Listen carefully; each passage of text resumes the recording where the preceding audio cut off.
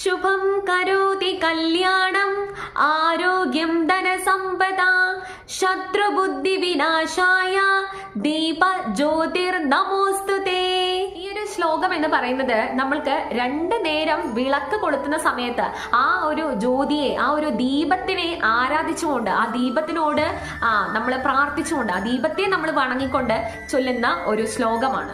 നമ്മൾ ഭഗവാന്റെ മുന്നിൽ കത്തിച്ചു വെച്ചിരിക്കുന്ന ജ്യോതിയോട് നമ്മൾ പറയുകയാണ്, നമ്മൾ ആ ഒരു ജ്യോതിയെ ആരാധിച്ചുകൊണ്ട് ആ ജ്യോതിയോട് പറയുകയാണ്. അതായത് ഐശ്വര്യവും സമ്പത്തും സമൃദ്ധിയും ആരോഗ്യവും നമ്മുടെ ജീവിതത്തിലേക്ക് കൊണ്ടുവരാനും മാത്രമല്ല ശത്രു ബുദ്ധി വിനാശായ, ഇത് നമ്മൾ തെറ്റിദ്ധരിക്കാറുണ്ട് കേട്ടോ. അതായത് ശത്രുക്കളുടെ ബുദ്ധിക്ക് വിനാശം കൊടുക്കണം, അങ്ങനെയല്ല.